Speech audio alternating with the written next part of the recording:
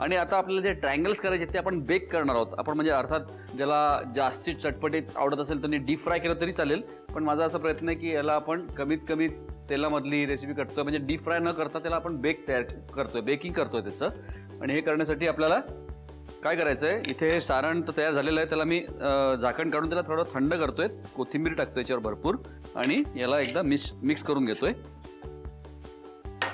एका बाजूला आपण हे जे आपण मिश्रण तयार केलेलं आहे त्याचे छोटे गोळे करून त्याला लाटणार आहोत आपण. आणि मी एक बेकिंग डिश घेतलेली आहे, त्याला सिल्वर फॉईल लावलेली आहे आणि त्याच्यावरती जाणार आहे थोडंसं तूप.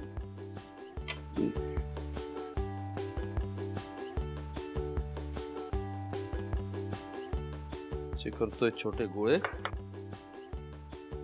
याला आपल्याला लाटून घ्यायचं आहे.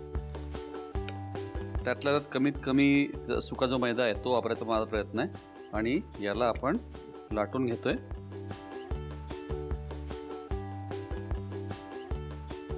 हे झाल्यानंतर आता आपल्याला याच्यात टाकायचं हे सारण.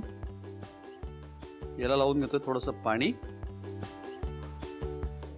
आणि इथे पण थोडं पाणी. हा झाला आपला एक ट्रायंगल.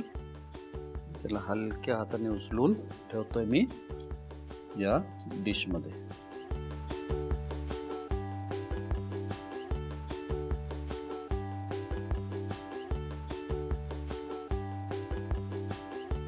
असा शेप दिलेला आहे आणि याला ठेवायचं याच्यावर उचलून.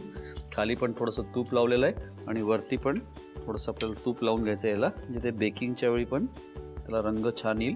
ते एक छान गोल्डन ब्राऊन रंग त्याला येईल. याला सगळीकडनं तूप लावून घेतलेलं आहे. आता याला 12 ते 15 मिनिटं बेक करायचं आहे 170 डिग्रीजवर. गोल्डन ब्राऊन रंग आल्यानंतर त्याला काढून घेतो.